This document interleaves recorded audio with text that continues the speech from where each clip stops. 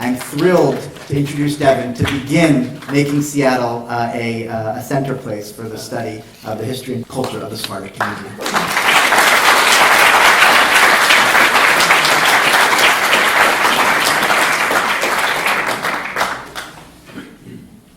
Wow. Good evening. Kalispera sas. İyi akşamlar. Buenos tardes. Thank you, Judy Howard, Rashad Kasaba, Noam Pianco, for the generous introductions and for the warm welcome.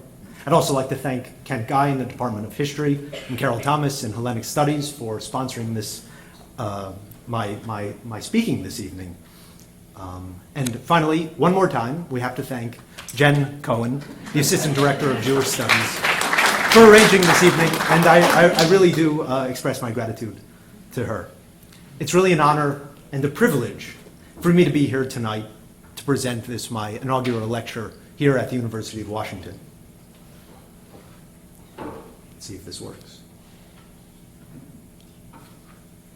Oh. The timing of my talk could not be better. Maybe it could. 99 years ago this week, the Aegean port city of Salonika, or Thessaloniki, as it is known in Greek, Salonik in Turkish, Saloon in Bulgarian, Salonik in French, we can go on. This city found itself at the center of the First Balkan War of 1912. And Salonika was the prize. The coveted city that Bulgaria, Serbia, and Greece sought to wrestle from the hands of the Ottoman Empire.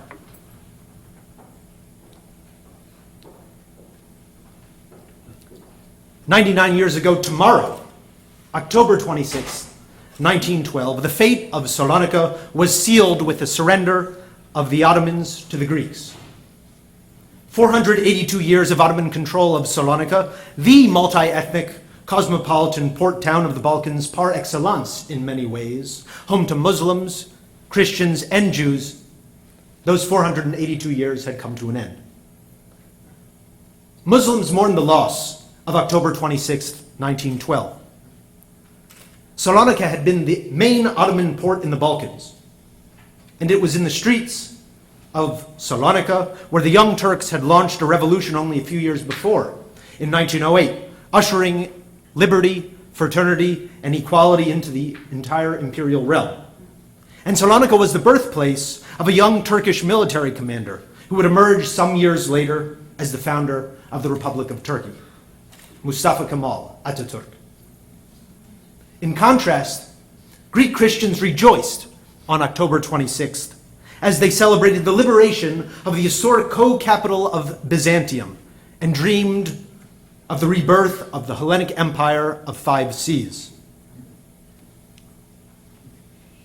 The Greek victory was attributed by some to the miraculous intervention of the city's patron saint, Saint Demetrius, whose feast was celebrated that very day, October 26th, 1912, a day that proved to be a portent of change for the city and for the region as a whole.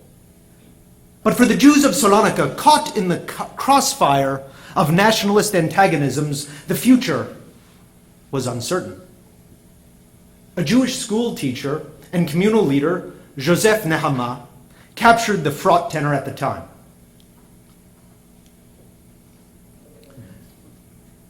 The Greeks have covered all the walls in their homes with banners in the Greek colors, blue and white, he wrote.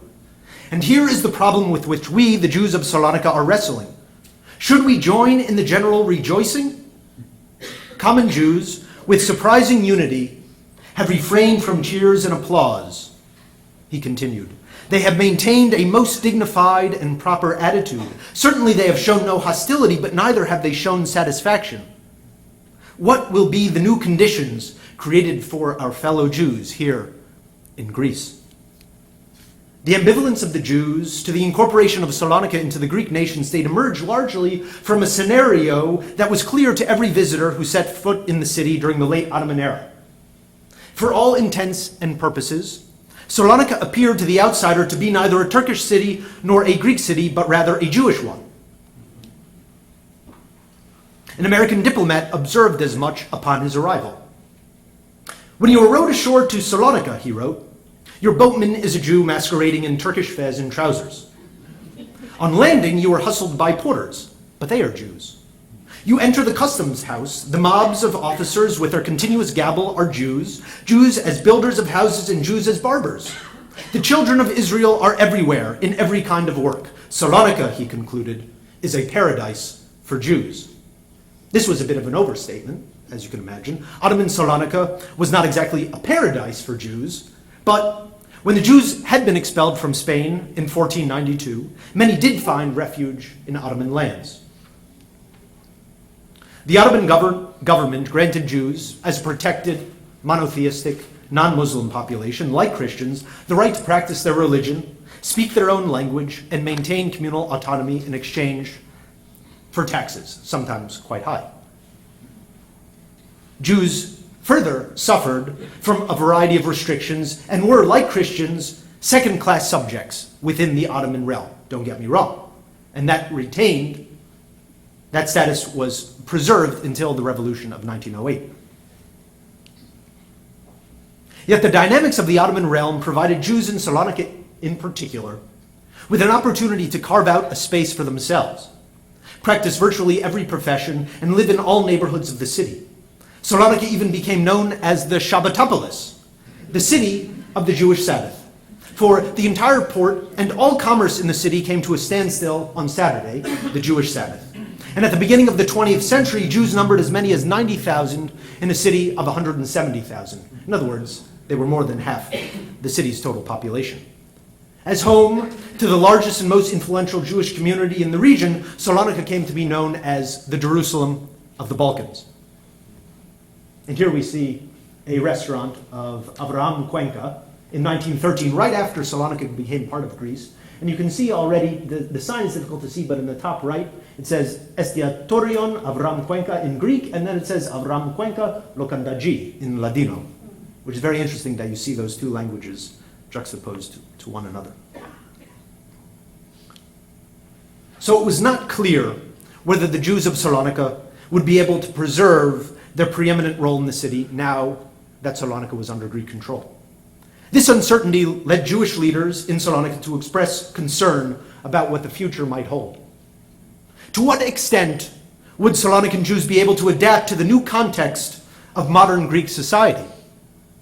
Could they retain their Jewish identity and also become Greek? Would Greekness be defined by language and culture, political allegiance, religion, ethnic origin, or some combination thereof? These are the same kinds of questions that other Sephardic Jews wrestled with during the same era. Those in Rhodes sought to adapt to the new context of Italian rule. A decade later, those in Istanbul, Izmir, and other parts of Turkey dealt with the new dynamics of the Turkish Republic. And in fact, Jews all across Europe and even America were negotiating their sense of Jewish communal identity and the desire to become active members of general society. These are questions that are still wrestled with today. Would it be possible? And at that time, would general society accept them? Until now, scholars have largely assumed that Greeks and Jews remain two discrete, even antagonistic categories until the Second World War in Salonika and in the country as a whole. In fact, received wisdom is that the Jews of Salonika experienced an unprecedented cultural, economic, and demographic decline at the hands of the nationalizing Greek government, intent on completely transforming, once and for all, what had been Ottoman and Jewish Salonika into Greek Thessaloniki. At the very least, it is assumed the Jews of Salonika were never really Greek, and they never became Greek, both because they refused to assimilate and because Greek Christians refused to accept them. This evening, I want to share with you a different story, a more complicated story, one that recognizes that the very nature of national identity was in the making at that very moment, and that Greece's Jews actually played a role in shaping the boundaries of the Hellenic collectivity. In order to tell this story, a story that seeks to highlight not only conflict, and believe me, there was conflict, but also to highlight efforts at rapprochement between Christians and Jews. In order to do this, I turned to a source base that had never before been explored: the archives of the Jewish community of Salonika. No one had looked at these sources before, primarily because it was believed that they had been destroyed by the Nazis. But by a long and circuitous route, I was able to uncover various fragments of the archives of the Jewish community of Salonika that had miraculously been preserved despite Nazi pillaging. And these archives I traced out in New York, in Jerusalem, in Moscow, and in Salonika itself. There's also a second reason why these archives have remained in the shadows. They're penned mostly in Ladino, the vernacular of the Sephardic Jews of Salonika and the Mediterranean basin as a whole. Ladino is based on medieval Castilian and also incorporates elements from Hebrew, from Turkish, from Greek, Italian, and French. That's not the problem. What makes these sources in Ladino, well, maybe it is. That's only the beginning. But what makes these sources in Ladino particularly difficult to decipher is the fact that they were penned in a distinctive Sephardic Hebrew cursive known as solitreo, which few scholars, few people in the world read. I sort of had to decode it like the Rosetta Stone. While we also find many documents in Greek, Hebrew, French, and other languages, Ladino continued to serve as the primary internal language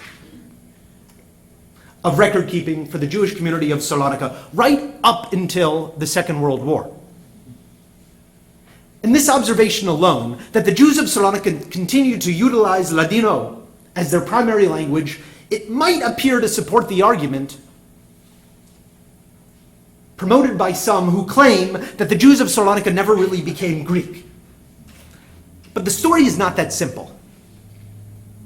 And I'd like to offer a few snippets from these communal archives to highlight the dynamism and the complexity of the transition that Salonican Jewry experienced from Ottoman to Greek domain.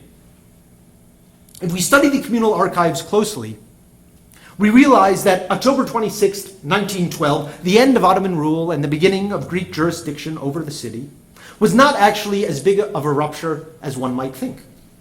In fact, the Greek government initially preserved the largely autonomous structure of the Jewish community as it had existed in Ottoman times. And here we see some of the leaders of the Jewish community sitting in a communal library.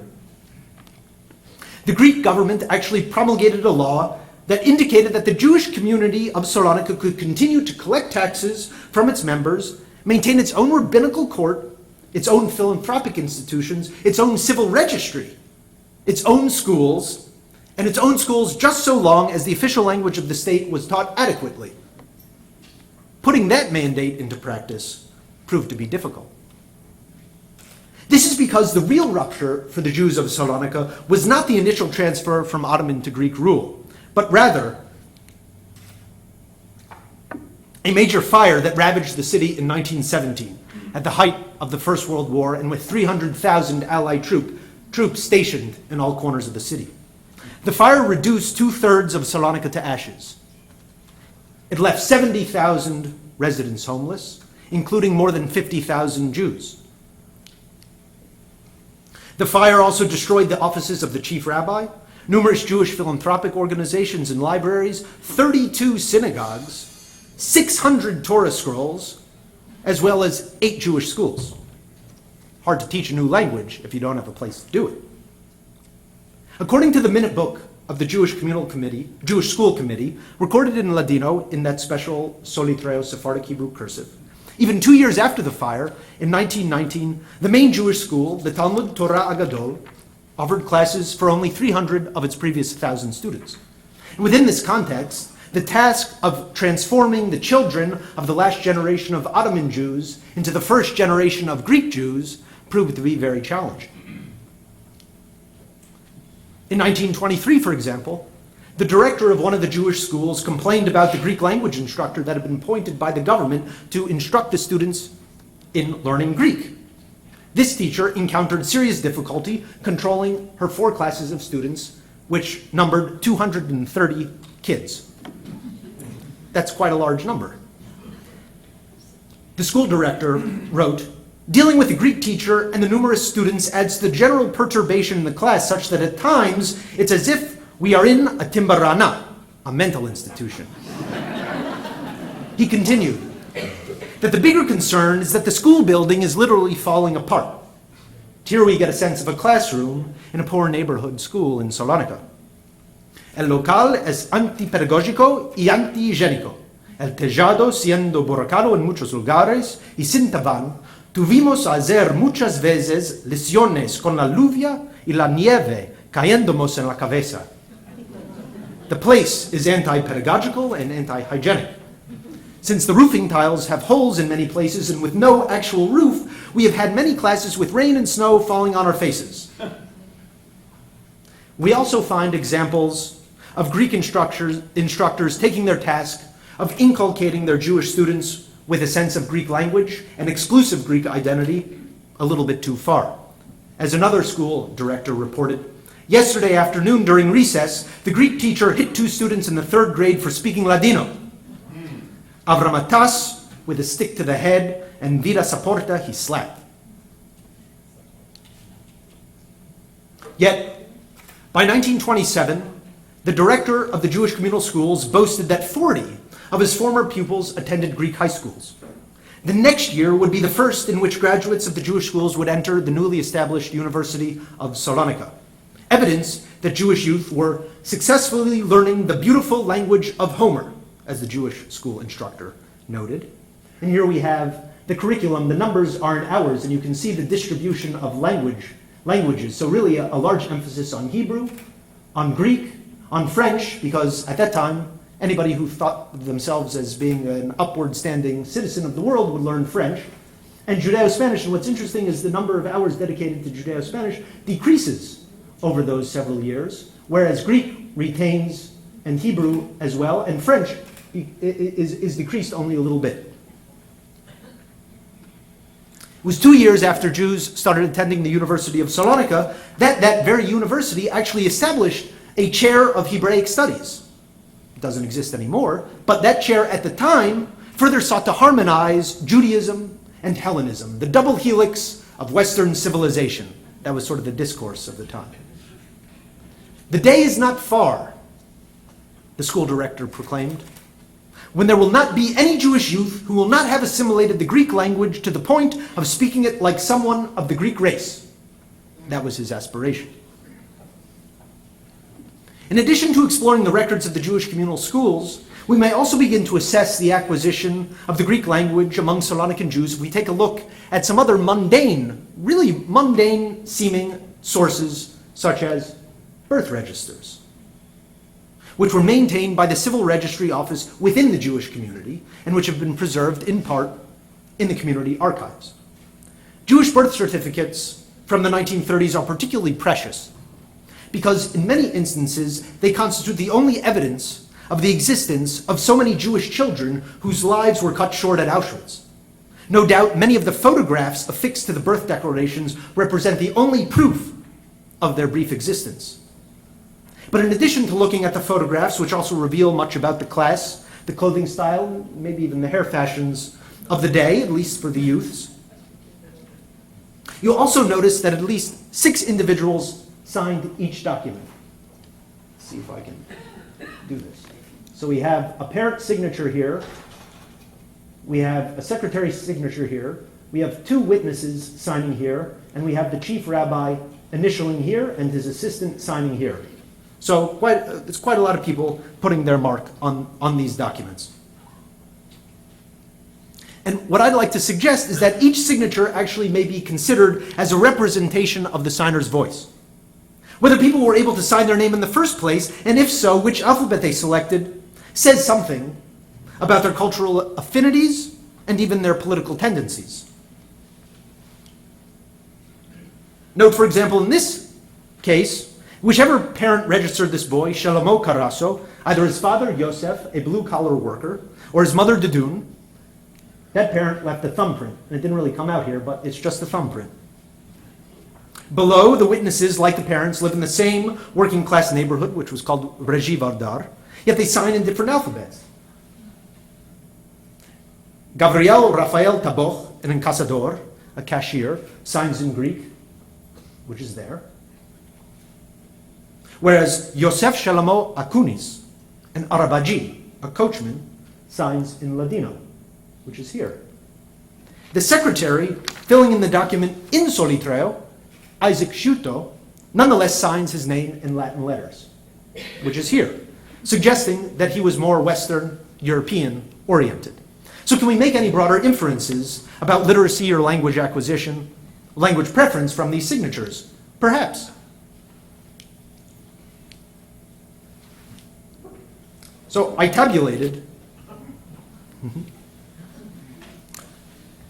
the signatures of parents who were recorded in a sampling of birth registers from the communal archives. And over time, the plurality, and this is kind of interesting, continued to be Ladino, but more and more signed in Greek, suggesting that the Greek language had made headway into the Jewish population. And finally, the very high number of thumbprints suggests a strikingly high rate of illiteracy, and this was something that was not to be expected. So you can see here, we have 58% in Ladino, down to 49.7, down to 44.9. Latin, which would be French or Italian most likely, shoots up here a little bit, but really Greek has quite a large increase over this period. And only one person is signing in modern contemporary Hebrew, which is very interesting. And quite a number, as mentioned, were thumbprints.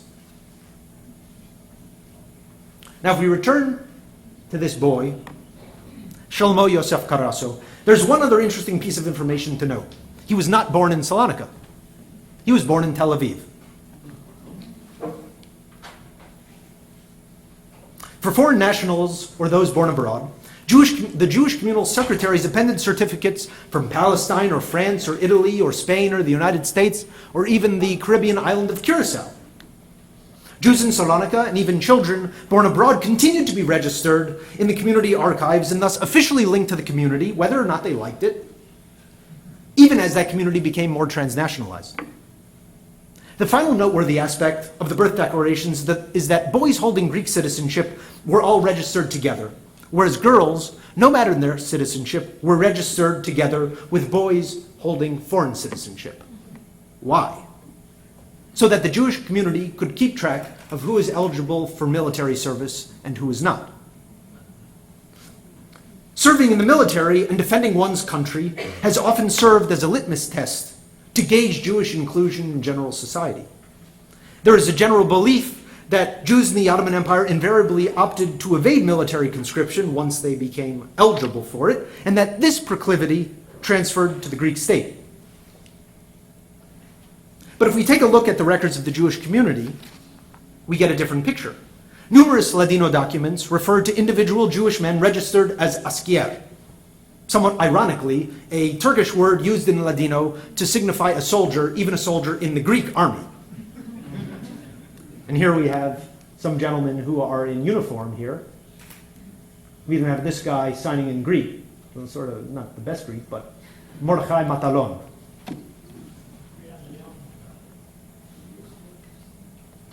The records of the Beth Din Asedek, the rabbinic court of Salonika, also address the question of military service.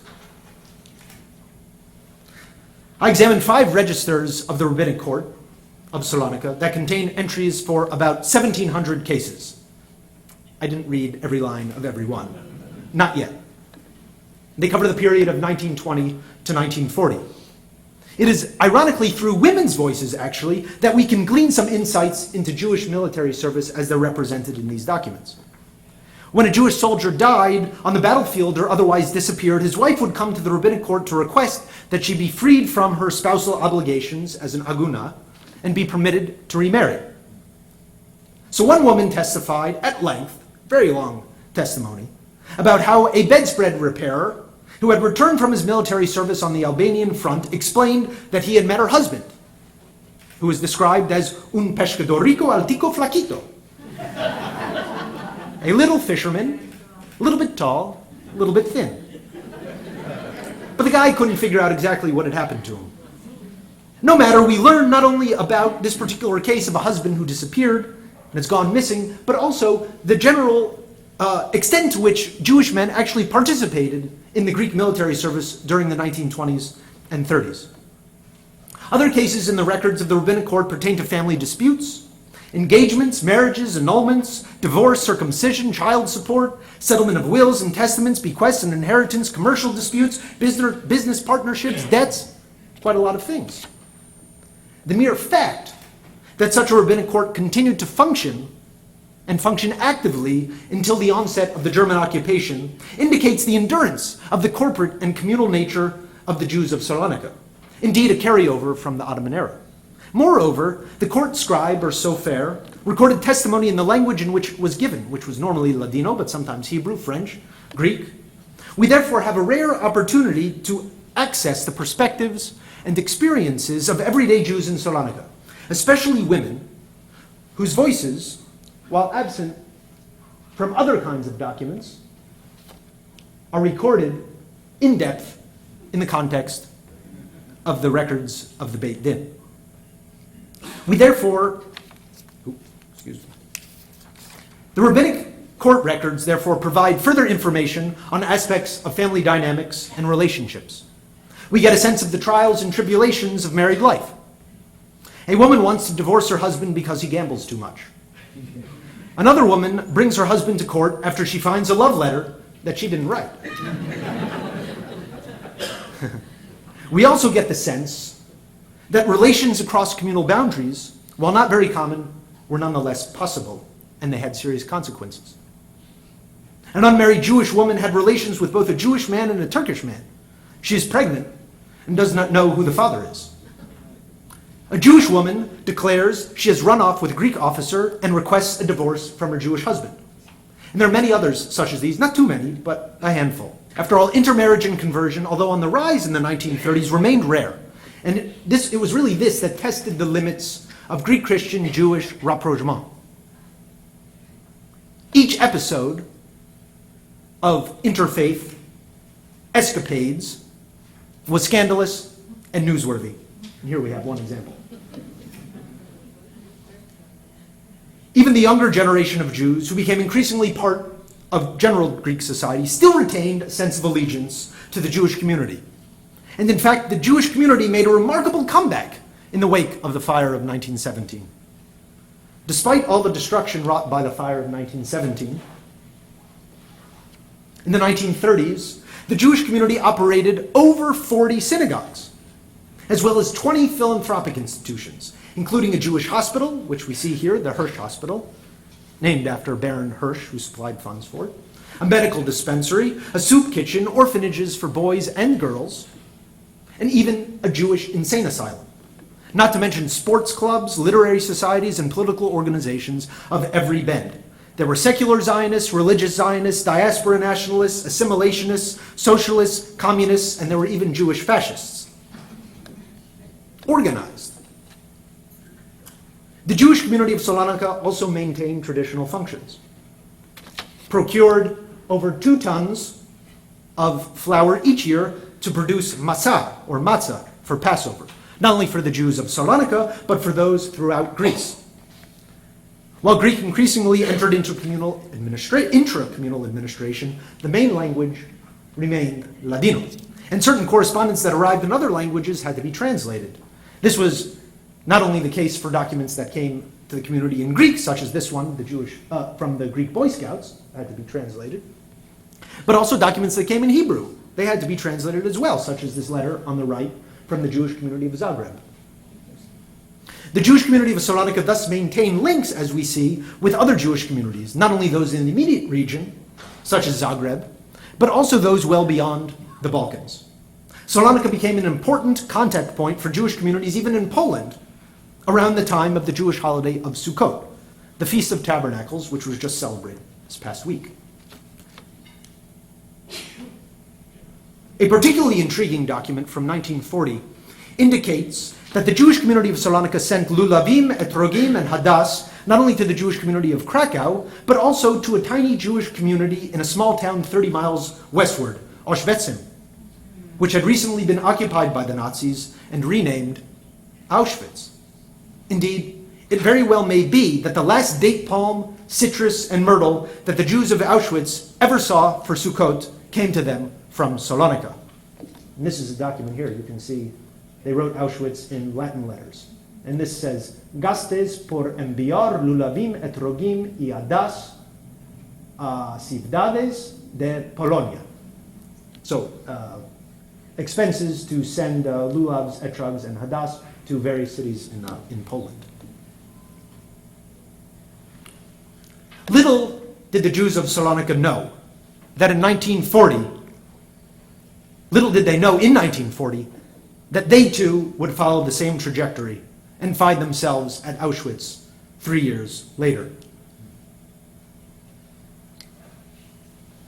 The Nazi occupation of Salonika, as for so much of Europe, constituted an irreparable rupture. Between March and August of 1943, the Nazis deported 50,000 Jews from Salonika to Auschwitz-Birkenau in 19 transports. Nearly a quarter of the entire city of Salonika, the population, disappeared within a few short months. A disproportionate number of Jewish men from Salonika, including stevedores, the hamales who worked at the port, many of whom were veterans of the Greek military. They were fit men, some of whom had actually been boxers, were specifically selected by the SS for the most gruesome task, the Sonderkommando, the group of Jews charged with transferring corpses from the gas chambers to the crematoria. It was a group of Jews from Salonika and from the Greek provinces who helped instigate the Sonderkommando uprising at Birkenau in October of 1944. They succeeded in killing several SS guards and blew up one of the crematoria. And when the perpetrators of this revolt were captured and lined up for execution, what did they do? They sang the Greek national anthem. They'd arrived in Auschwitz as Jews. They died as Jews and as Greeks. In all, of the 50,000 Jews living in Salonika on the eve of the Second World War, less than 2,000 could be counted in 1945. The Jewish population of Salonika was reduced by 96%. It's a higher mortality rate than virtually any other large Jewish community, including those in Poland. The city was virtually Judenrein, although the few survivors began to start anew. I've tried to show that from October 26th, 1912, until the Holocaust, the Jews of Salonika exerted a lot of effort in trying to negotiate the transition from the Ottoman Empire and the Greek nation-state. They largely maintained, even strengthened, in some senses, communal aspects of their Jewish and particularly Sephardic identity, as it had been during Ottoman times. And they also increasingly came to see themselves as Greek, in terms of culture, in terms of allegiance. A nascent, yet still formulating Greek-Jewish identity was cut short, like so much else, by the destruction of the Holocaust. Yet of all places, it is here in Seattle where we can hear an echo of that process. We can even feel the reverberations of the end of the Ottoman order. For Seattle has become home not only to several families of Auschwitz survivors from Salonika, but since the beginning of the 20th century, it has served as a home for one of the largest Sephardic communities in the entire country, whose families come from Rhodes and throughout Turkey, and who preserve, perhaps more so here than anywhere else, many of the customs of the otherwise lost world of the Sephardic Jews. It is for this reason, then, that my arrival here in Seattle and at the University of Washington is an even greater honor. Thank you.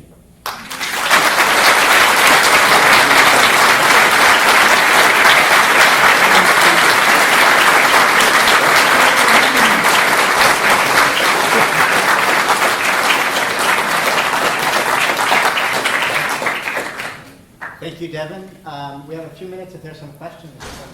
Anybody for Devin after that?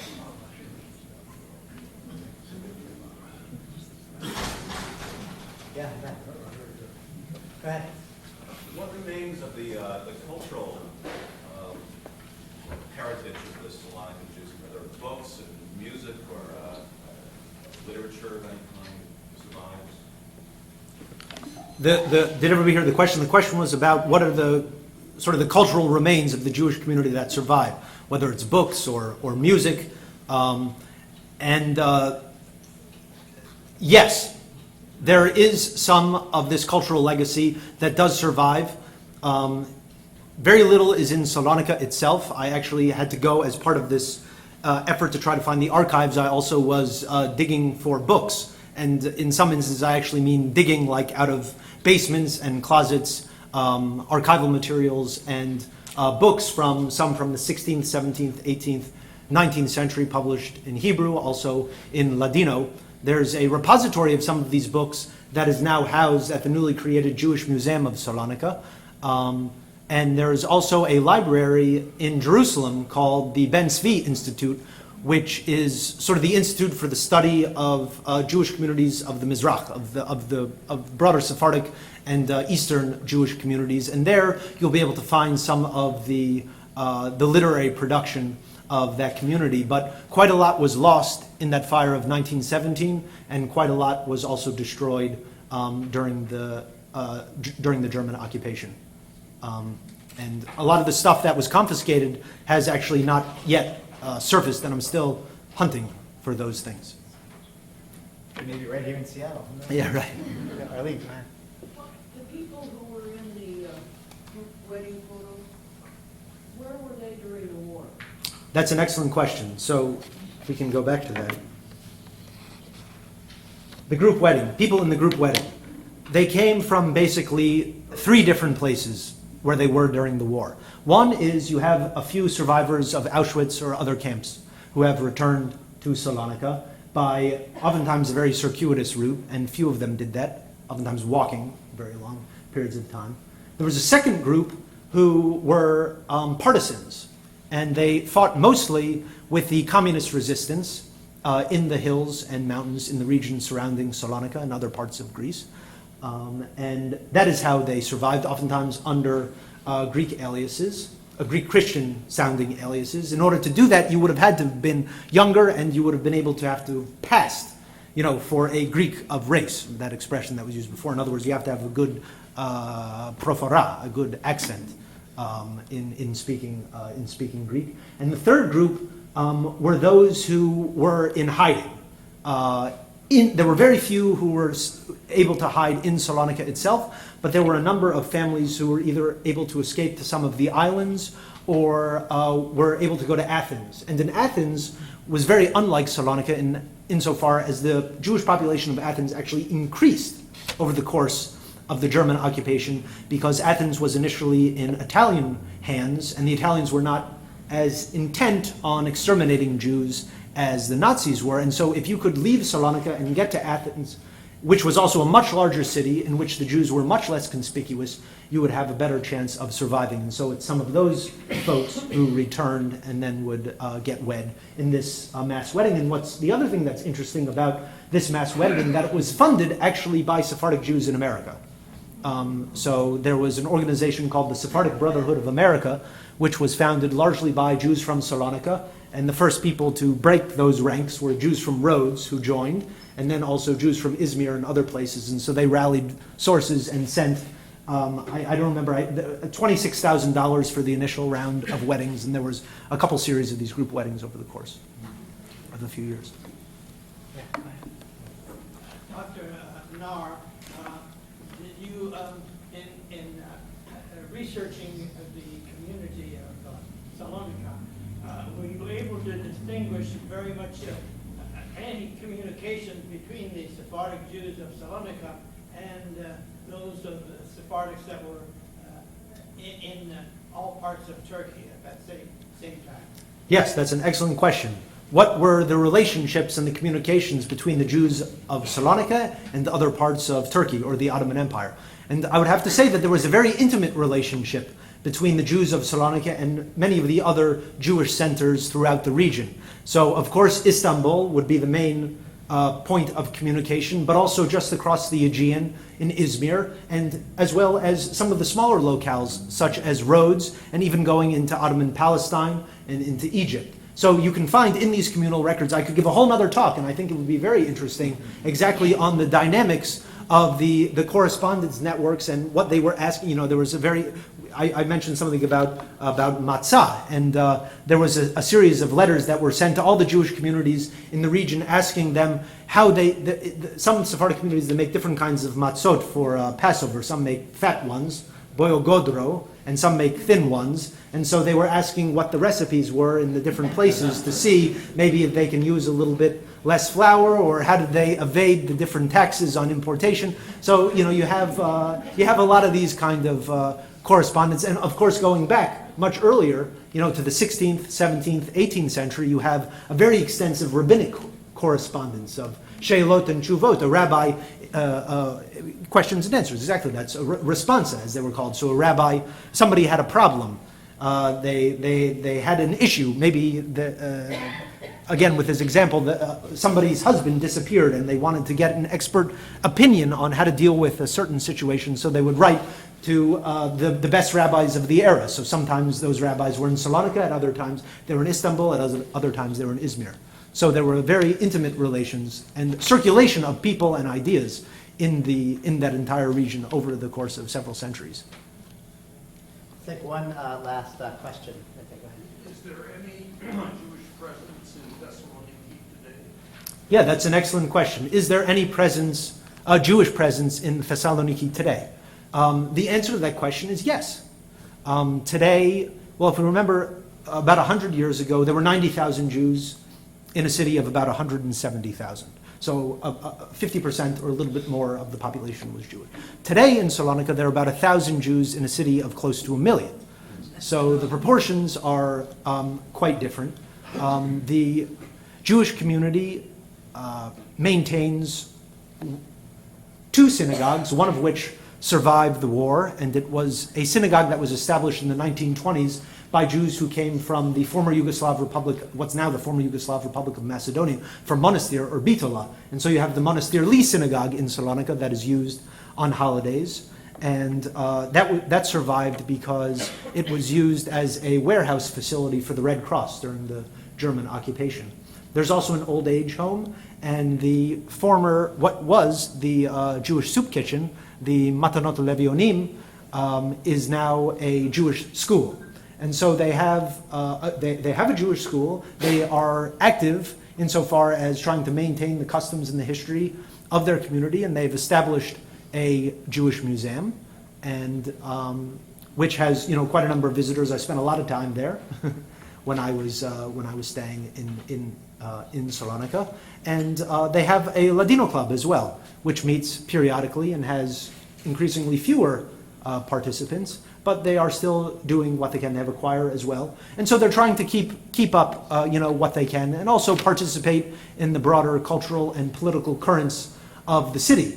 Just one example is that for the first time since the 1930s, the most recent election for the municipal council of Salonika, there are 2 Jewish members of that council, and so that's over a 70-year gap since the last time there were Jews represented in local government there.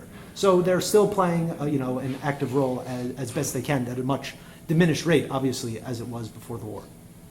Great. Well, I know we could all sit here and listen to that next lecture that Devin proposed, but maybe we'll come back tomorrow night.